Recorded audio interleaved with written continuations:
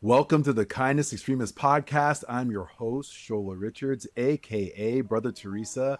I've spoken to tens of thousands of people all over the world about the importance of kindness. And I am obsessed with how we can bring more kindness into our daily lives and restore balance to a deeply unbalanced world. Every episode, I'll give you 3 practical strategies to create a kinder world, and I'll do it in 30 minutes or less. No fluff, just valuable, actionable content that you can implement in your life immediately after listening to help you actively create a kinder world. There's no time to waste. Let's dive in. What's up, family? Welcome back. It's an honor that you're here for episode 6 of the Kindness Extremist Podcast. We're tackling something that affects millions of people all around the world. Workplace bullying. It's a topic that's deeply personal to me, and I address it very deeply in my book, Making Work Work. And the statistics around this are staggering. According to recent data from the Workplace Bullying Institute, 32% of adult Americans report being directly bullied at work. That's over 52 million Americans. Many suffer in silence, experiencing serious health issues ranging from hypertension to clinical depression. Companies lose billions, with a B, billions each year due to decreased productivity, increased turnover, and heightened healthcare costs. And as awful as all this is, even if you're targeted, you do not have to be a victim. You have more power than you realize. And in today's episode, I'll share with you 3 practical strategies to help you address this hideous and life-diminishing phenomenon. Whether you're currently experiencing workplace bullying, supporting someone who is, or simply just want to be prepared, these strategies will empower you to take real, meaningful action. Whew! This is going to be a heavy one, y'all. There is a lot to cover in this episode. Let's begin our journey to creating healthier and kinder workplaces for everyone. For the first kindness strategy of the episode, let me share with you a story from my book, Making Work Work, about a woman named Whitney, who experienced bullying firsthand. Now, Whitney worked with a woman whom I'll call Jane, who ran a department that Whitney needed to work with on a daily basis. Now, before Whitney even started her job there, her colleagues warned her about Jane. They said Jane was a strong-willed woman who ran a tight ship. What they didn't tell Whitney was that Jane was a full-blown workplace bully who took pleasure in publicly humiliating and demeaning her colleagues. Case in point, Jane would storm into meetings, point her finger at Whitney, and yell, "What are you doing here? You have no use to us, and you have no reason to be here. Get out. You are dismissed." Who talks like that? You are dismissed. It gets worse. Jane would sometimes just hold up her hand and tell Whitney, "Just shut up," when Whitney was speaking in front of other employees. Whitney tried addressing this issue through every proper channel you can imagine. Confidential surveys, human resources, speaking with Jane's boss, even going to her boss's boss. Sadly, nothing changed. Jane was never held accountable. Eventually, Whitney had to make the very difficult but life-enhancing decision to resign. Despite all of the awful treatment that Whitney endured, it took Whitney years to realize that Jane was the problem, not her. How sad is this? Whitney's story illustrates something that I've seen repeatedly in my work. Many targets of workplace bullying struggle to acknowledge what's really happening to them. They minimize the behavior, blame themselves, or convince themselves that it's just a personality conflict.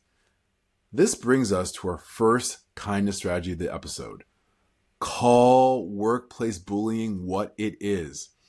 Workplace bullying is defined as repeated and unreasonable behaviors intended to humiliate, intimidate, or undermine or harm an employee or a group of employees.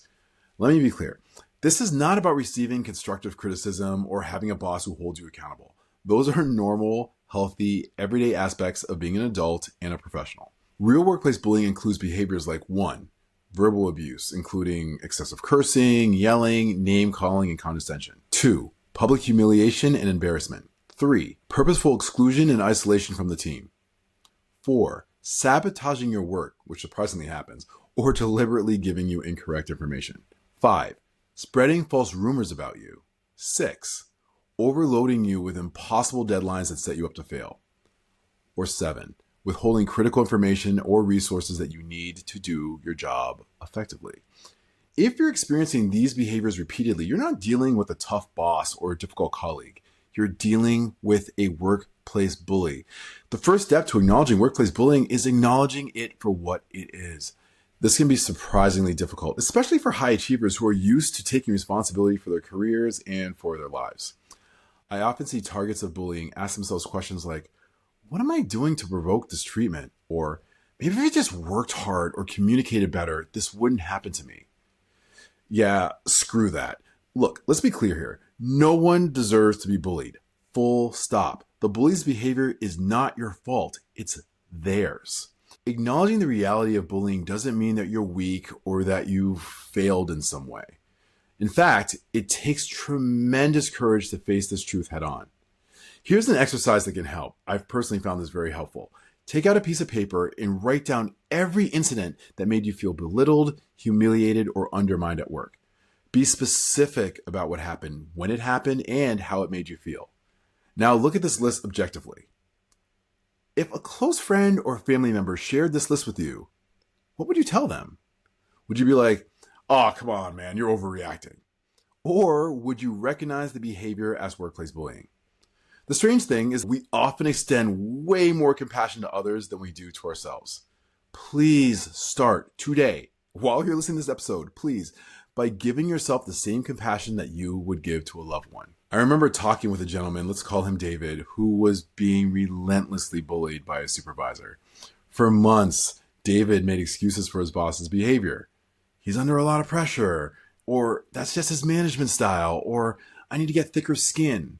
It wasn't until David wrote down every incident over a 2-week period that he finally saw the pattern of abuse clearly. This acknowledgement was painful, but it was also liberating.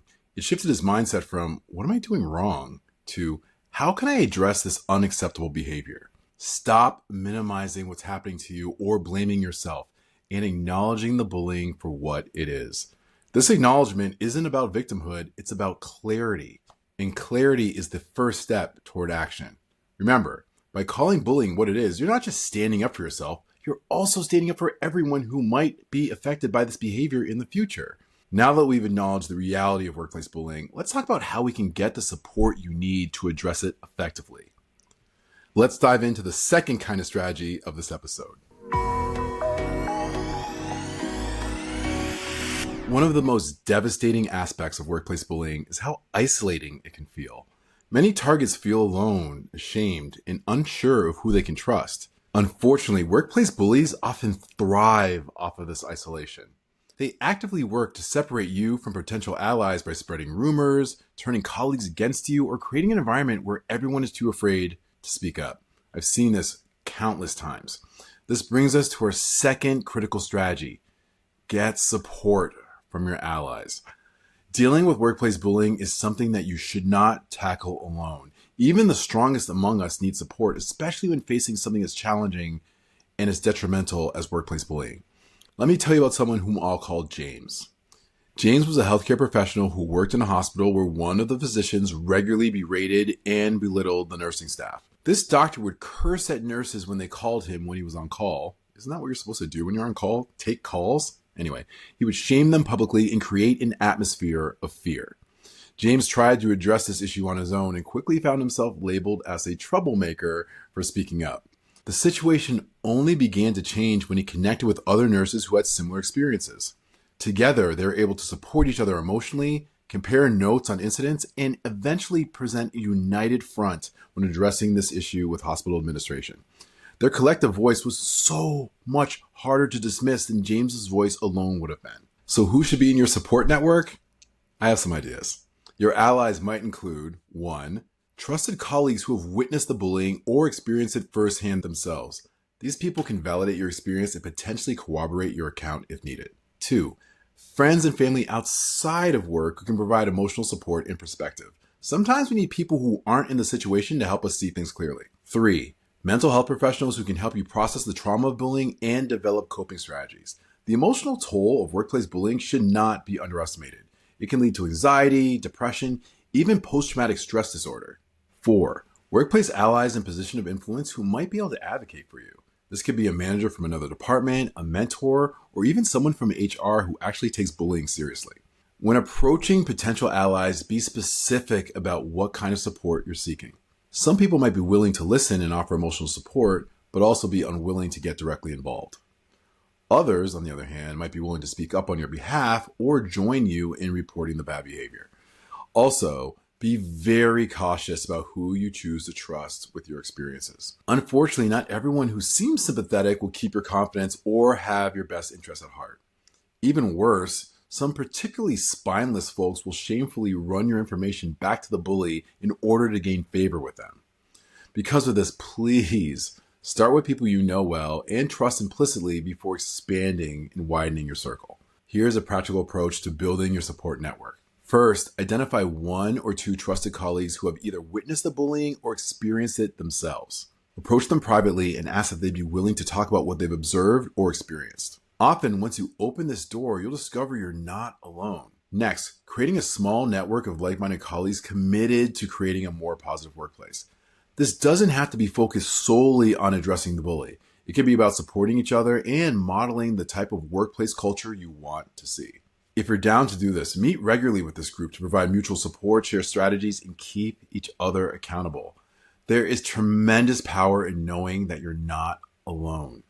Outside of work, be open with loved ones about what you're experiencing. If you're not up for it, you don't need to share every detail, but let them know that you're dealing with a challenging situation and you might need extra support. Also, as a hardcore mental health advocate, I'm going to say this with my full chest, please consider seeking professional help if needed. A skilled therapist or counselor can provide strategies for managing stress and protecting your mental health during this very difficult time. They can also help you separate your sense of self-worth from the bully's attacks. Remember that workplace bullying can take a serious toll on your physical and your mental health. Signs that you might need additional support include trouble sleeping, anxiety, depression, physical symptoms like headaches or digestive issues, or turning to unhealthy coping strategies like drugs and alcohol. Please don't wait until you're in crisis to seek help. Building a strong support network early can help prevent some of the most serious health consequences of workplace bullying. So, your second practical takeaway of the episode is this: identify and connect with allies who can support you through this challenging time. I can't say this enough. Please don't try to face workplace bullying alone. Whether it's emotional support, corroboration of your experiences, or advocacy within the organization, your allies are essential to addressing workplace bullying effectively. Now that you've acknowledged the bullying and built a support network, it's time to take concrete action. This brings us to our third kind of strategy of the episode. When it comes to addressing workplace bullying effectively, documentation is your most powerful weapon. Without proper documentation, the situation often devolves into a he said, she said type of scenario, which rarely results in any meaningful action. With that said, here is our third strategy of the episode. Document everything and build a solid business case. In my book, Making Work Work, I emphasize that good documentation is an extremely powerful tool whose value cannot be overstated. Many workplace bullies count on the lack of a quality paper trail from the people who they choose to bully. So what exactly should you document? In my opinion, everything related to the bullying incidents needs to be documented. For example, the date, time, and location of each incident. What exactly was said or done, verbatim quotes if possible. Also, who was present and who might have witnessed the bullying episode. Additionally, the context of the situation, include that if you can, how it affected your work, that's very important, and any action that you took afterward. Be as detailed as you can, but please stick to the facts. This is not a journaling exercise for your emotions, and I'm saying that respectfully because that's very valuable in other contexts. But in this context, this is about collecting credible evidence. Use a note-taking app on your phone or just keep a small notebook with you at all times. One thing that I can tell you as an old man, please do not rely on your memory. Write down these things as soon as possible and as soon as they occur. If the bully sends you inappropriate emails, texts, or voicemails, you'd be shocked at how often this happens, by the way. Save every shred of it. Make sure to back up this information in multiple places to ensure that you don't lose it. These electronic communications are gold when it comes to proving a pattern of bullying behavior. If colleagues witness the bullying, as mentioned in the previous strategy, ask them if they'd be willing to document what they saw as well. Multiple accounts of the same incident significantly strengthen your case. Now, here's where most people get this whole documentation thing wrong. They take this documentation to human resources and focus solely on how the bullying makes them feel or how it's affecting their personal life.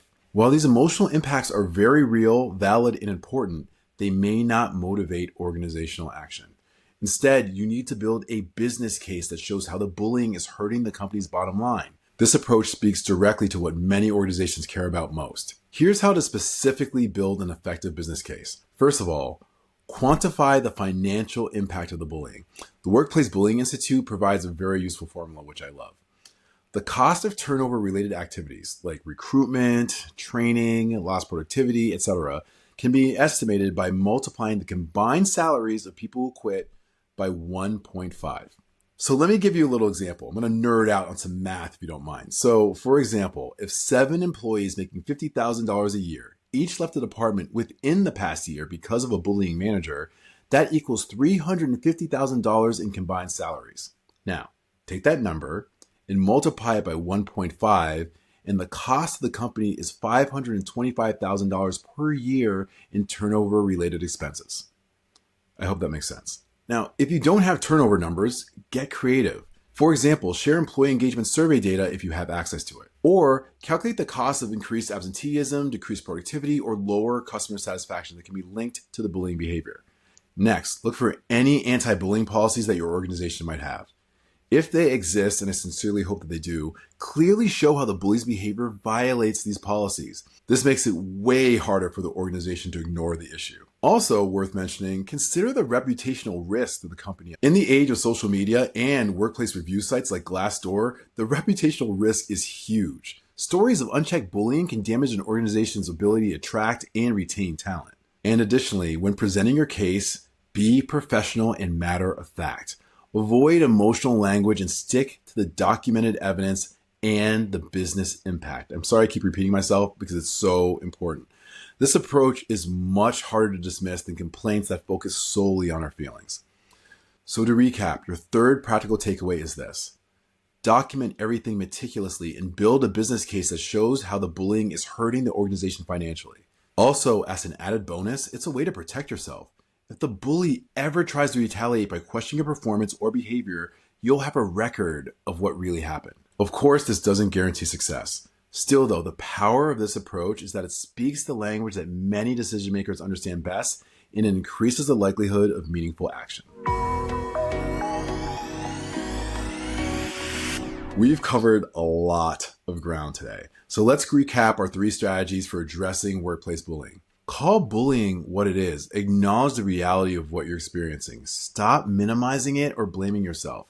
This clarity is the first step toward effective action. 2, get support from allies. Don't face workplace bullying alone. Build a network of colleagues, friends, family, and professionals who can provide emotional support, cooperation, and advocacy. 3, document everything and build a business case. Keep detailed records of all bullying incidents and show how this behavior is negatively affecting the organization's bottom line. These strategies aren't just theoretical, they're practical approaches that have helped countless people address workplace bullying effectively. However, I want to emphasize something. It would be incredibly irresponsible of me not to mention that despite your best efforts, there will be times when the organization fails to address the bullying, as unfortunate as that may be. Sadly, it happens all the time for countless reasons. In these situations, the healthiest choice might be to leave. There is no shame in choosing your well-being over a toxic workplace. Remember, you deserve to work in an environment where you're treated with dignity and respect. Workplace bullying is not something you should have to tough out or endure as part of your professional life. By standing up to bullies, you're not just helping yourself, you're helping create healthier workplaces for everyone. And as far as I'm concerned, that's what this whole kindness extremist movement is all about. This is your host, Shola Richards, aka Brother Teresa, and you now know that kindness can't be weak because you just experienced the strength of the Kindness Extremist Podcast. Until next time, friends, the journey to a kinder world continues. Thank you for listening to the Kindness Extremist Podcast. I really hope that you enjoyed this episode, and I have one favor to ask of you. If you could kindly hit the subscribe button, leave a rating and a review, not only would that be incredibly kind, but by doing so, you're actively playing a role in growing this movement and ideally getting us one step closer to creating a kinder world. I hope to see you next week for another episode of the Kindness Extremist Podcast. Bye for now.